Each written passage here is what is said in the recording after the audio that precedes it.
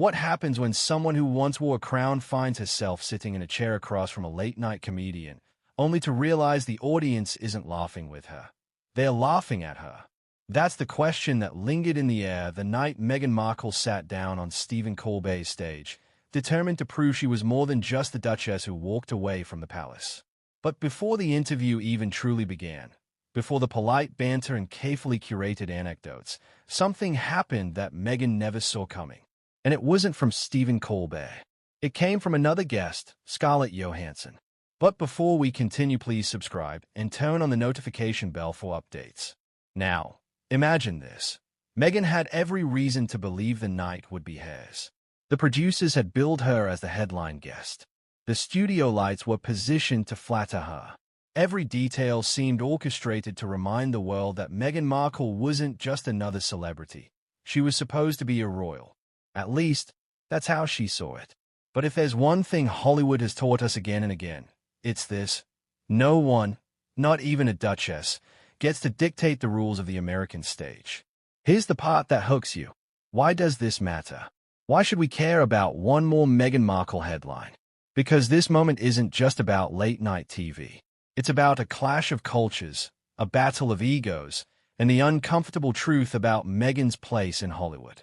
It's about entitlement meeting resistance. It's about royalty colliding with reality. And it's about one word, one title, that Scarlett Johansson flatly refused to say. But let's not get ahead of ourselves. Before Meghan ever stepped foot into that studio, something had been building. A storm. A hunger. She wasn't just promoting a project. She was promoting herself. For months, Meghan had been working behind the scenes to reposition her brand. She was no longer content being the outsider royal, the one who left the family for freedom.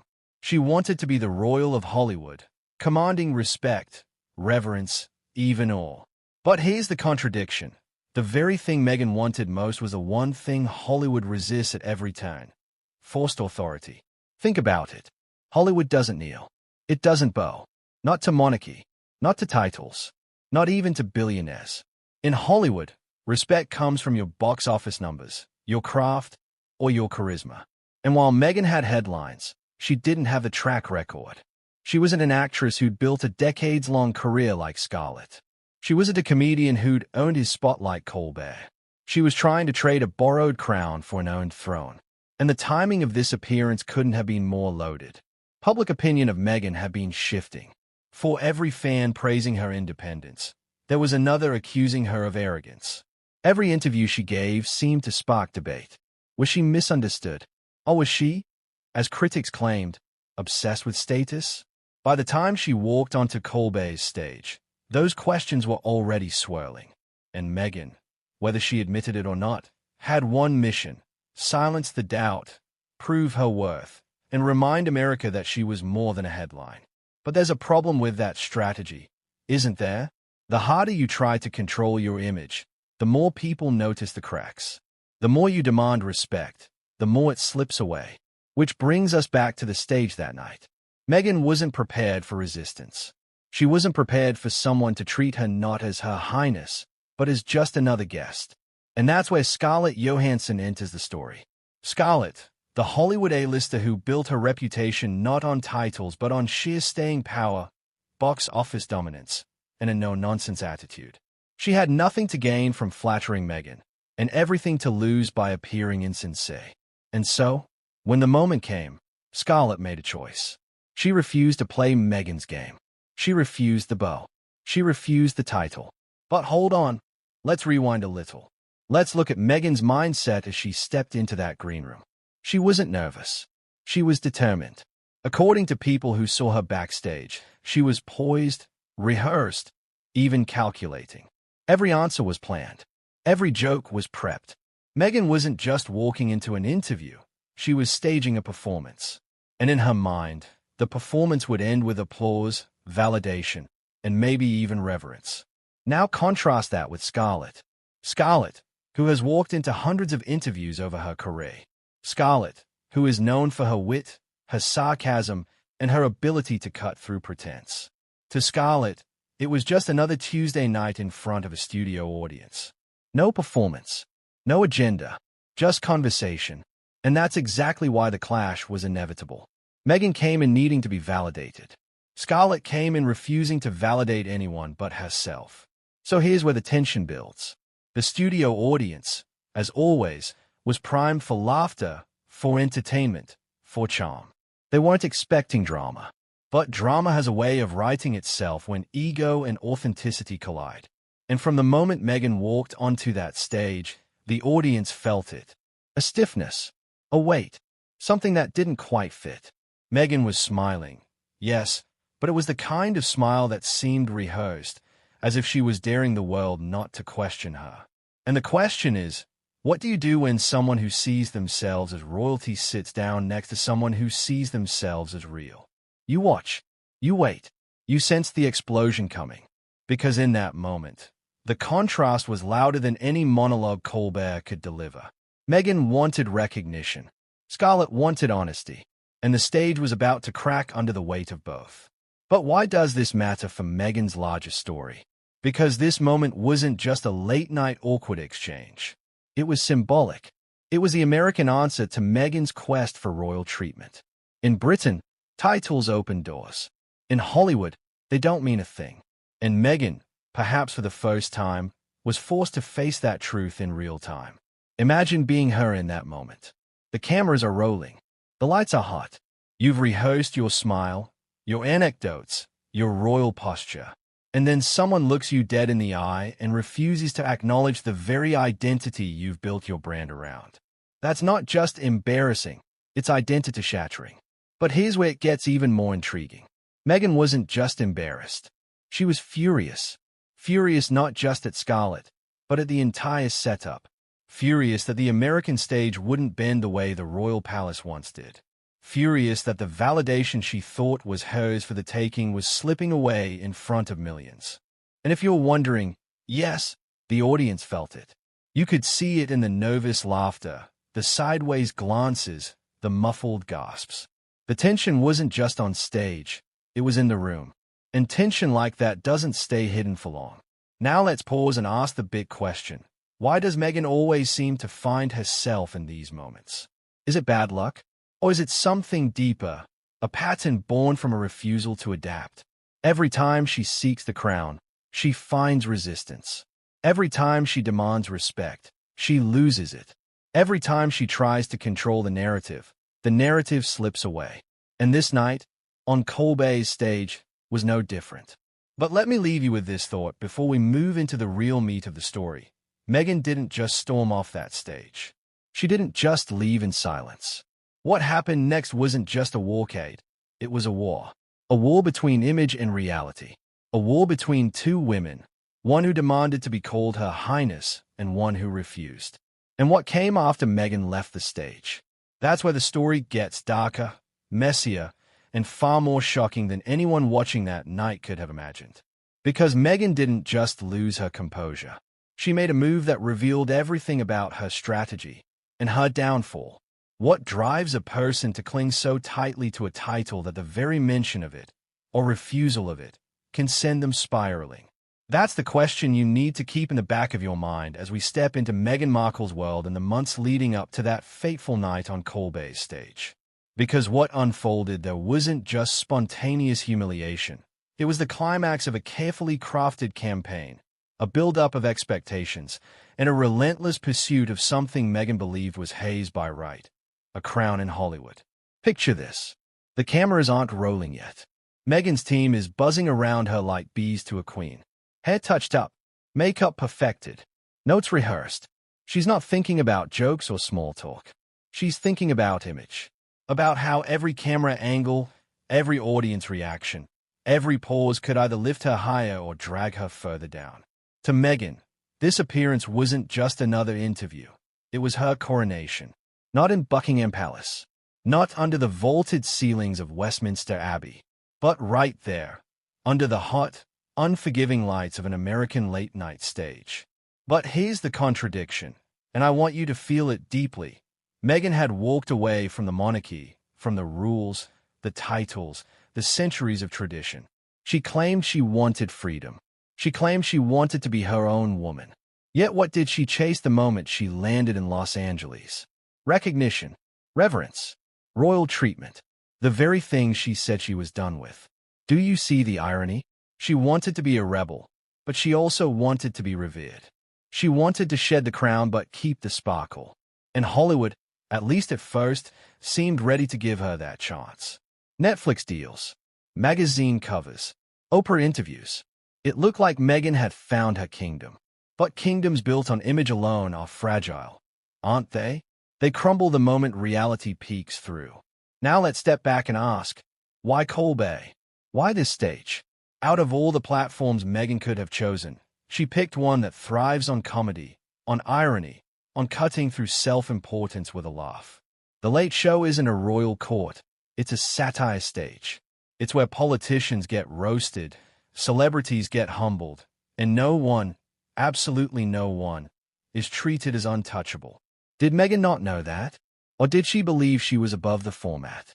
That's the tension that was brewing before she even walked out. But here's another twist. Meghan wasn't just showing up for Colbert. She knew another guest would be there that night. Scarlett Johansson, a woman who represents everything Meghan envies and everything she resents. Scarlett didn't need a crown. She didn't need a palace. She didn't need a title. She built her power the hard way, through decades in Hollywood, through box office numbers, through sheer talent and presence. To Meghan, Scarlett wasn't just another guest. She was a rival, a mirror, proof that you could be respected without demanding it. And that made Scarlett dangerous. Because let's be honest, what Meghan craved wasn't just fame. It wasn't just attention. It was validation. She wanted America to call her Her Highness. She wanted the world to bow, even if she no longer sat at the royal table. And here's where the setup gets tragic. You can almost feel the inevitability. When someone who needs validation collides with someone who refuses to hand it over, sparks are going to fly. Now let's zoom in on Meghan's strategy leading up to this. She had been working relentlessly to position herself as not just a celebrity, but as a global figure. She wanted to be spoken of in the same breath as Michelle Obama, Oprah Winfrey, Angelina Jolie. Women who didn't just act or speak, but commanded respect. The problem? Those women didn't demand their titles. They earned them. And Meghan, no matter how hard she tried, couldn't escape the shadow of being the duchess who left. So what do you do when your identity is slipping? You double down. You tighten your grip. You insist louder. And that's exactly what Meghan did. She began insisting that her title follow her everywhere. Not as a fun fact, not as a background detail, as the centerpiece. She wanted every introduction, every headline, every mention to include it. Duchess, Highness, Royal. She wanted to step into Hollywood as if she was still walking through Windsor. But Hollywood, let's not forget, is built on a brutal truth. You're only as powerful as your last success. And Meghan's last success as an actress was years ago. Suits, a show she didn't headline, a role she left behind long before she married Harry. She wasn't walking in with an Oscar. She wasn't walking in with a billion-dollar franchise. She was walking in with a title she no longer officially owned. And Scarlett Johansson, she was walking in with the weight of Marvel, with critical acclaim, with credibility Meghan could never buy. So, what happens when entitlement meets earned authority? When a crown borrowed collides with a crown earned? You already know where this is going. But let's not forget the audience, because they matter here more than anyone. The late-night crowd isn't like the carefully screened royal gatherings Meghan was used to. They aren't diplomats. They aren't courtiers. They are ordinary people who came for a laugh, who came to see celebrities taken down a notch. And they can smell insecurity a mile away. They can sense desperation. The more Meghan reached for reverence, the less they were willing to give it. And this is where we see the cracks begin to show. Backstage reports said Meghan was unusually tense. She kept asking how she would be introduced. She reminded staff of her title. She wanted to control not just her answers, but the entire framing of the interview. Can you see how precarious that is? On a show where the host's job is to poke fun, Meghan wanted everything played straight. She wanted to be the joke's exception. But here's the twist. Scarlett Johansson wasn't going to play along. She wasn't going to bend. She wasn't going to humor Meghan's royal fantasies. And that refusal, that single silent choice, would end up triggering one of the most unforgettable walkouts in late-night history. And yet, before we get to the explosion, we need to sit in this setup. We need to understand Meghan's hunger, her desperation, her craving for something she couldn't quite name. Because without that, you might think her reaction was overblown, irrational, unnecessary. But with it, you see the bigger picture. Meghan wasn't just reacting to Scarlett. She was reacting to a world that refused to give her what she believed she deserved. And that brings us to the stage.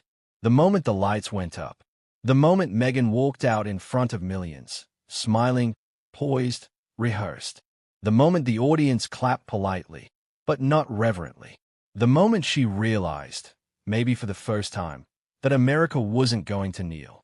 And yet, even then, she believed she could win them over. With charm, with presence, with her title. What she didn't realize was that Scarlett Johansson, sitting just a few feet away, was about to dismantle everything Meghan thought she controlled. Because when the Duchess demanded to be called Her Highness, Scarlett's refusal wasn't just a personal slight. It was a cultural rejection, a symbolic stripping of the crown. And the fallout? The fallout was just beginning. But how exactly did Scarlett deliver that refusal? And why did it land like a bombshell across Hollywood and the world? What does it mean to refuse reverence? To stand in the presence of someone demanding it and say no, without flinching? That was Scarlett Johansson that night. And if Meghan thought Hollywood would roll out the red carpet, she was about to discover the hard way that in this city, crowns don't command respect. They earn it. Scarlett Johansson wasn't just another guest on The Late Show. She was a force of nature, a living testament to what happens when talent, discipline, and confidence collide. She didn't need royal titles. She didn't need to remind the world of her pedigree or her connections. She had built a career from sheer persistence, from enduring criticism, from taking on roles that challenged the status quo. And unlike Meghan, Scarlett's authority in Hollywood wasn't conferred, it was demonstrated. Every blockbuster, every award nomination, every critically acclaimed performance was proof of her reign. Now, let's set the scene. Backstage, Meghan's team was buzzing, fine-tuning the narrative. Meghan was rehearsing her lines, picturing the smiles, nods, and applause she expected. She had envisioned this moment countless times, herself commanding attention, her title acknowledged, her presence felt. But Scarlett? She had zero investment in Meghan's script. She wasn't rehearsing compliments or planning deference. She was preparing to be herself. Think about the contrast. On one side, you have Meghan, carefully poised, calculating every gesture, every inflection. On the other, Scarlett, relaxed, confident, unbothered. One is performing entitlement. The other is radiating authenticity. And Hollywood, notoriously cruel when it detects falsity, immediately smelled the difference. The tension wasn't just palpable, it was electric. So why does Scarlett matter in this story? Because she represents the reality Meghan refused to accept. Titles don't matter. Control doesn't matter. What matters is talent, resilience, and presence. Scarlett's very existence on that stage was a subtle rebuke to Meghan's approach. She was a reminder that the world doesn't bow because you demand it. It bows when you earn it. And the irony is delicious. Meghan had left the monarchy, citing freedom and independence. She wanted to be treated as an equal in Hollywood, a land where she could define herself. But independence comes with responsibility, and respect comes with humility. By demanding Her Highness, Meghan was asking for validation without earning it, a request Scarlett could not, would not, and did not grant. Now, imagine the audience watching, millions tuning in, expecting laughter, perhaps some light celebrity chatter, maybe a little political jab from Colbert. They had no idea that a silent battle was brewing.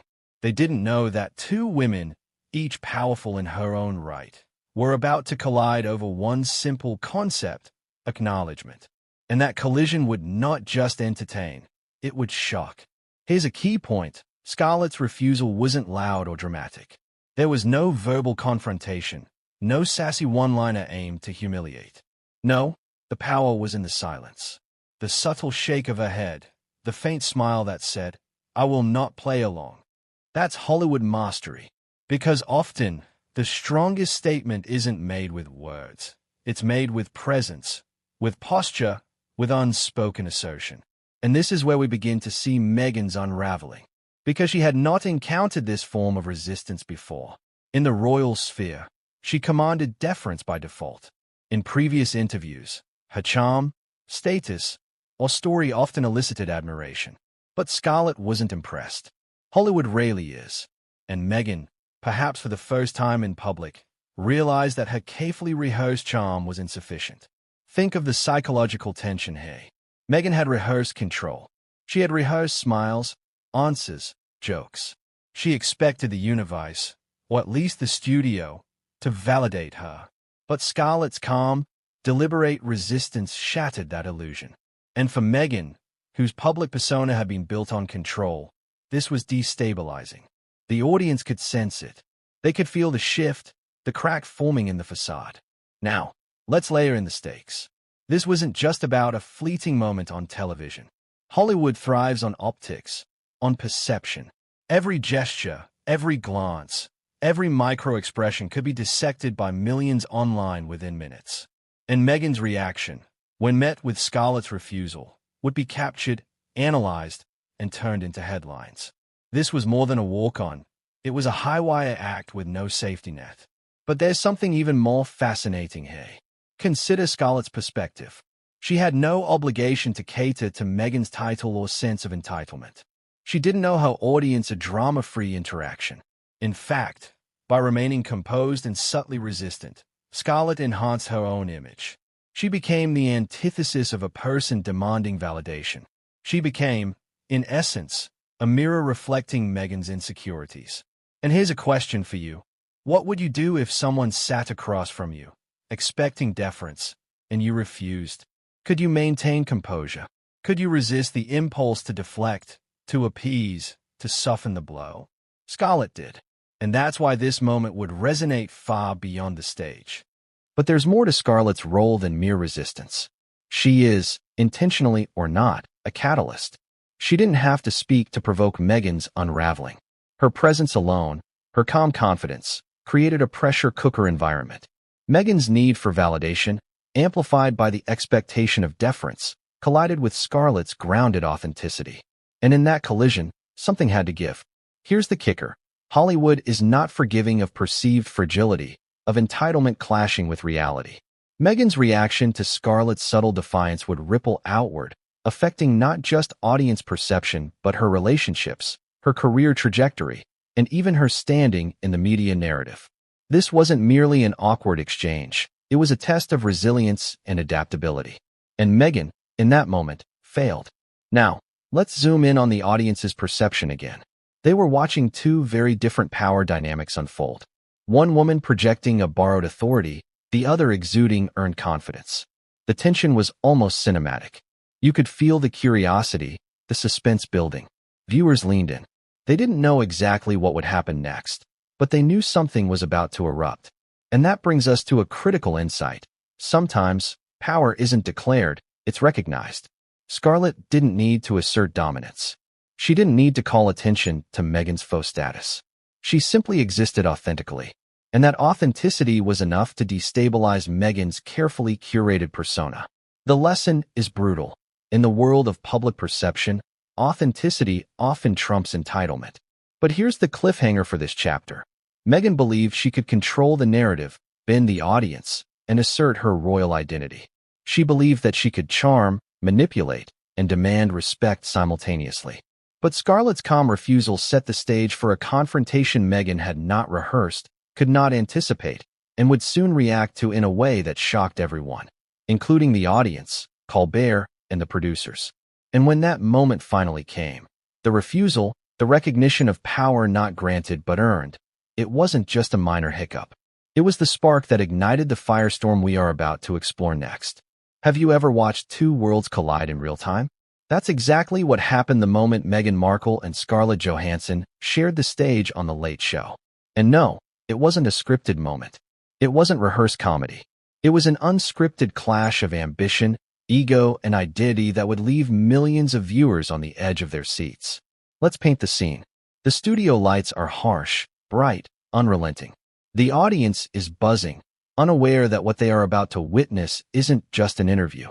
It's a silent showdown. Meghan walks out first, poised, polished, every gesture calculated to convey elegance. Her smile, wide and rehearsed, almost fragile in its precision. She moves like someone accustomed to deference, someone expecting admiration. Every step seems measured, every glance strategically deployed. She believes she owns this moment. She believes the world will recognize her status without question. And then comes Scarlett. Her entrance couldn't be more different. Casual, confident, effortless. No airs, no grand gestures. She doesn't seek attention, she commands it. Her presence fills the room without demanding it. And that's the first shock for Meghan. Someone in the same space, not bending, not bowing, not acknowledging titles. Scarlett simply exists, unperturbed, unyielding. The audience feels it instantly. You could almost hear the collective intake of breath as two very different energies met center stage. Colbert senses it immediately. He's seen awkward moments before, but this is a live fuse. He opens with a light-hearted quip, trying to diffuse tension. But the tension isn't in need of diffusing. It's a force in itself, vibrating through every inch of the set. Meghan smiles, nods politely, but there's a subtle stiffness in her posture, a slight hardening around the eyes, a tightening of the jaw. Scarlett, meanwhile, leans back, relaxed, hands casually placed, a smirk playing on her lips. She knows something Meghan doesn't. In this arena, authenticity wins over entitlement every time. Here's the twist. Meghan isn't just facing Scarlett. She's facing herself. She's confronting the realization that her rehearsed persona, the image she spent months building, may not hold up under scrutiny. She's used to audiences being pliable, to media being compliant, to attention bending to her needs. But Scarlett is none of those things. And that contrast, subtle as it may seem, is seismic. Now, imagine the psychological tension here. Meghan came armed with anecdotes, rehearsed jokes, carefully curated charm. She expected a smooth performance. She expected laughs, nods, admiration. What she got instead was resistance in its quietest, most insidious form. Scarlett's refusal to comply with the expectation of reverence. One simple refusal would ripple outward, touching every nerve Meghan had built her confidence on. And let's not underestimate the role of the audience. They are the silent jury.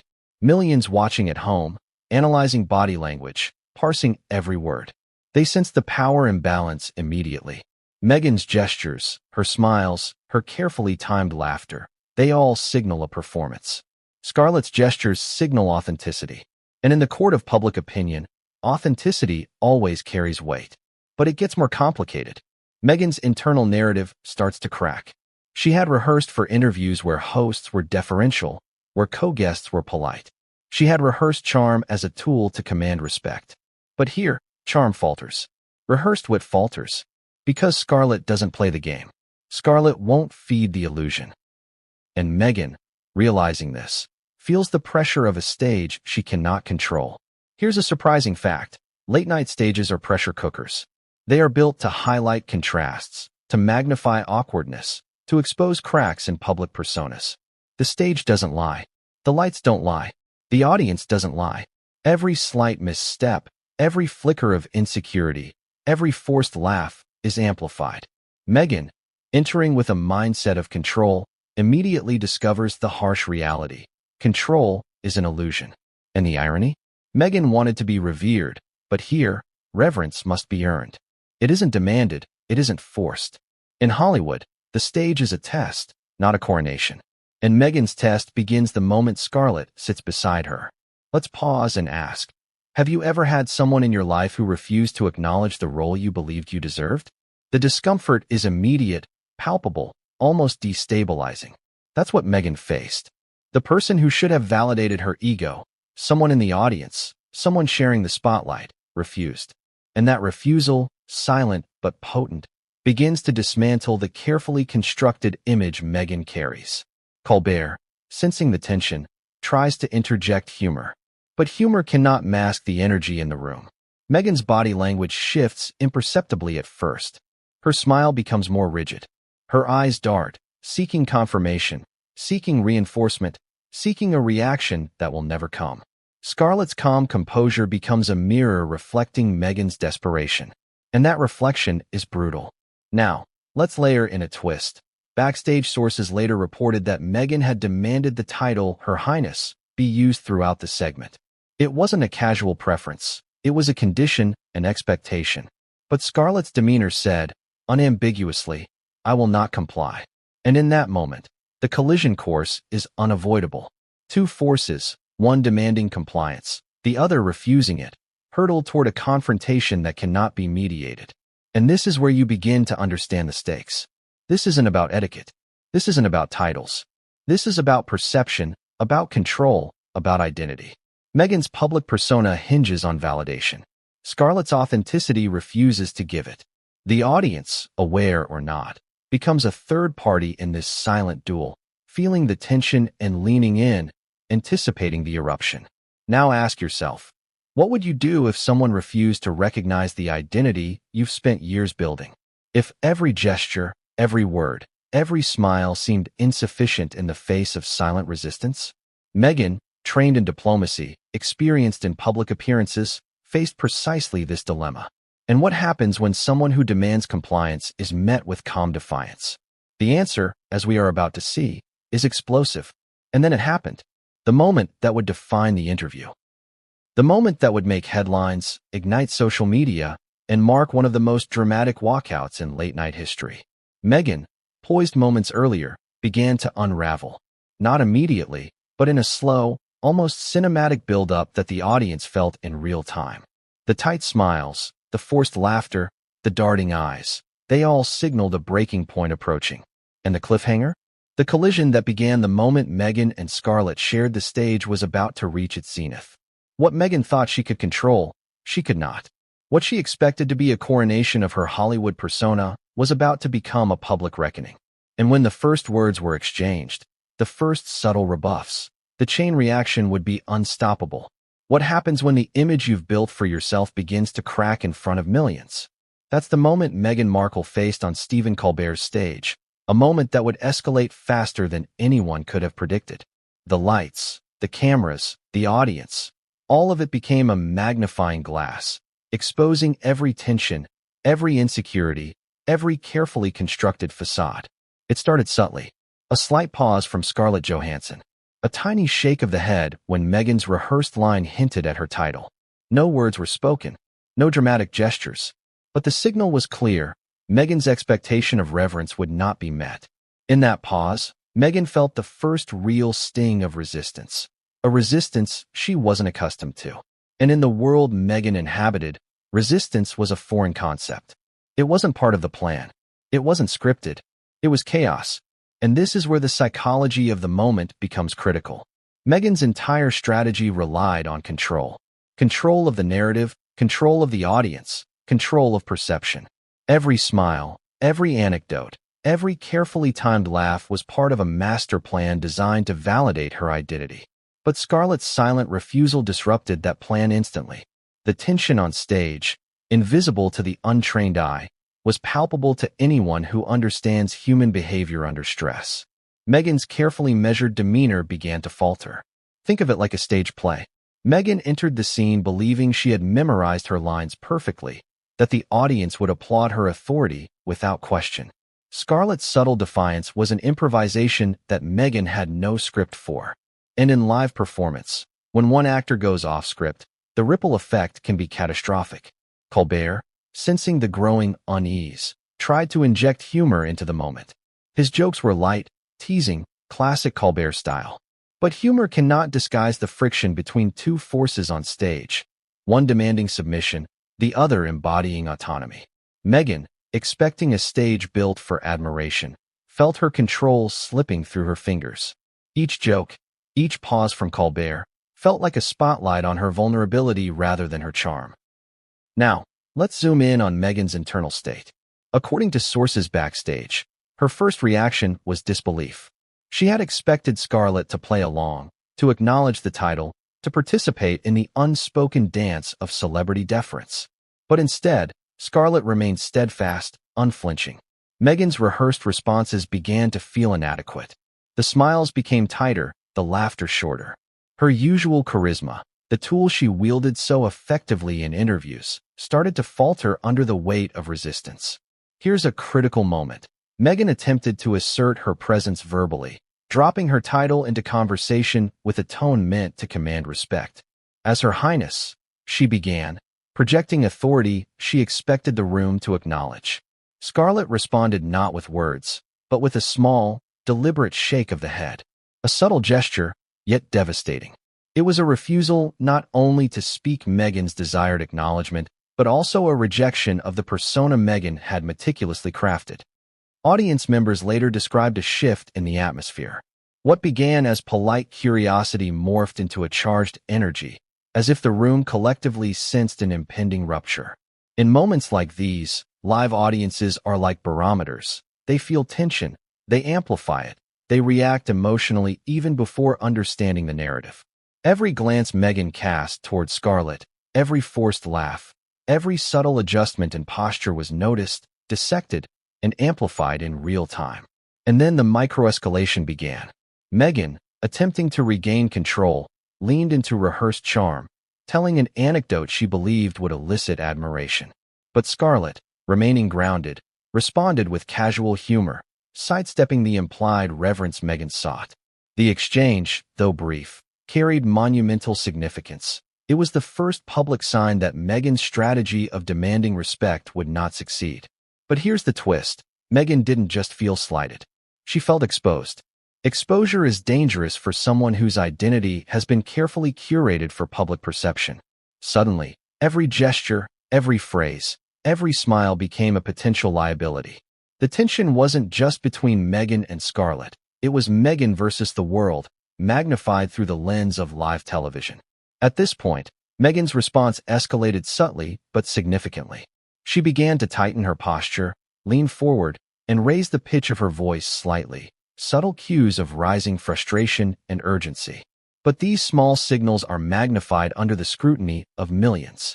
And in a stage designed to capture every nuance, these signs of frustration were visible, palpable, and unmistakable. Colbert noticed, too.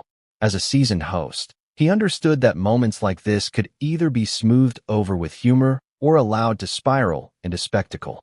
He tried light quips, small asides, but Meghan's growing agitation made the humor land awkwardly. What should have been a fluid exchange now carried a tension thick enough to cut with a knife. Here's where it gets even more intriguing. Meghan attempted to regain composure by engaging the audience, telling a carefully prepared story meant to charm and humanize her. But the momentum had shifted. The audience, sensing the underlying tension, no longer reacted solely to her story. They reacted to the energy between the two women on stage. And in human psychology, energy is contagious. Scarlett's calm defiance and Meghan's rising frustration created a dynamic that pulled the audience into the unfolding drama, whether they realized it or not. Then came the pivotal moment. Meghan, feeling increasingly cornered, tried to reassert her authority, using body language as much as words. A slight gesture, a pointed glance toward Colbert, a subtle demand for acknowledgement. But Scarlett remained unmoved, composed, and subtly amused. That single, silent defiance ignited the tipping point. Meghan's patience, already strained, snapped under the pressure. What followed next would become the defining image of the evening. Meghan, in a visible display of frustration, leaned back abruptly, her carefully rehearsed smile faltering. A whisper of exasperation escaped her lips, not enough for the audience to catch clearly, but enough for cameras to capture her growing agitation.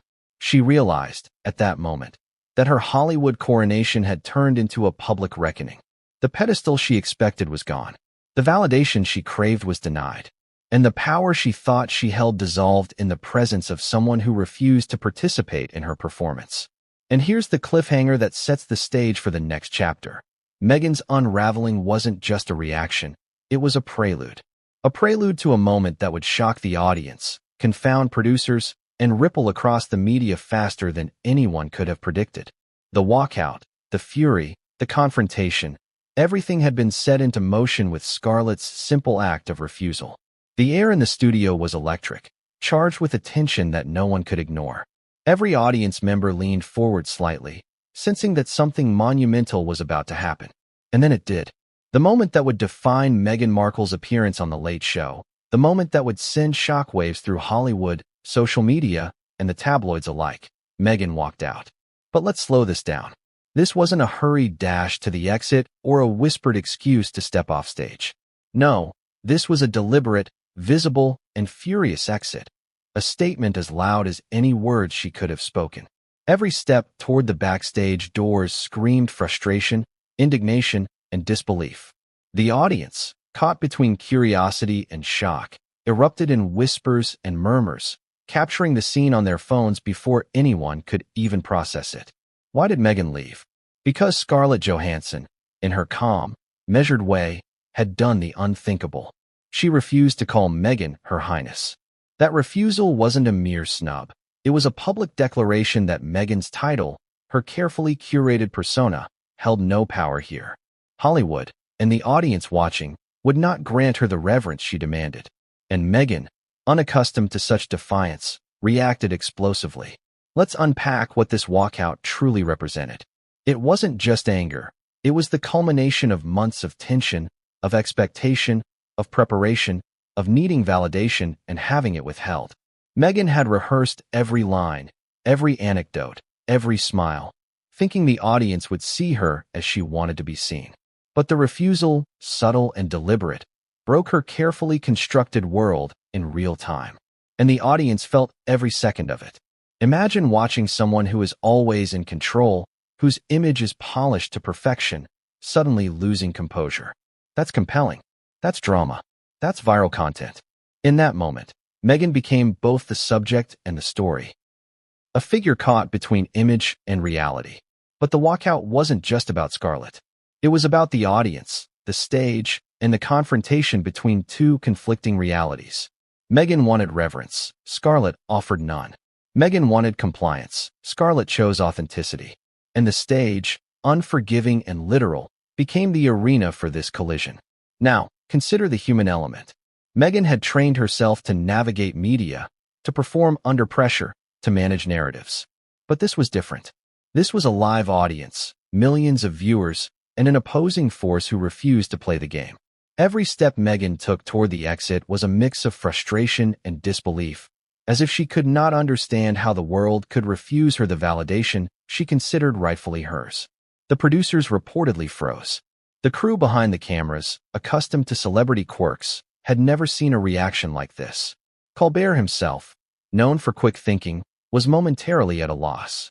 The show had pivoted from entertainment to spectacle in seconds, and there was no script for what was unfolding. Cameras continued rolling, capturing every flinch, every step, every sharp breath. Social media exploded almost immediately. Clips of Meghan's exit were uploaded within minutes. GIFs circulated, and hashtags began trending. People debated, laughed, sympathized, and criticized. And all of it revolved around one central truth. Meghan's perceived authority had been publicly challenged, and she had chosen to remove herself rather than adapt. Here's the crucial insight. Walkouts like this don't just happen spontaneously. They're the result of mounting psychological pressure. Every denied acknowledgement, every subtle defiance, every glance that didn't meet her expectations contributed to an internal build-up. Meghan's response, while dramatic, was predictable once you understand the stakes. Let's examine the cultural significance.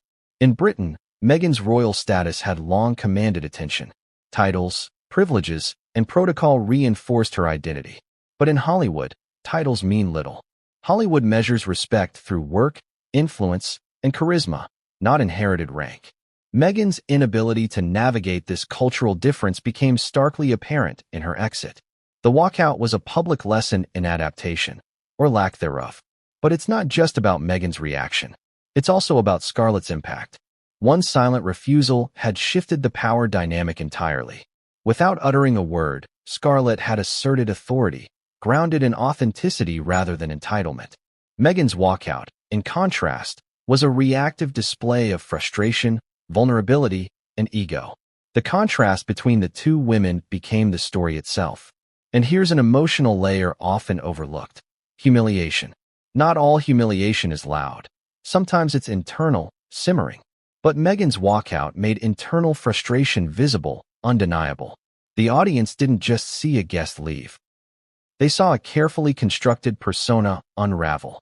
The steps toward the exit were as dramatic as any verbal confrontation, because the drama wasn't manufactured, it was real.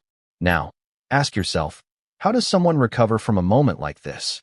How do you regain composure when your public image has been challenged, when millions have witnessed your loss of control? Meghan's next moves, both on stage and behind the scenes, would determine whether she could salvage her narrative or whether this moment would define her. But here's the cliffhanger that sets the stage for the fallout. Meghan didn't just leave Colbert's stage and disappear into the night.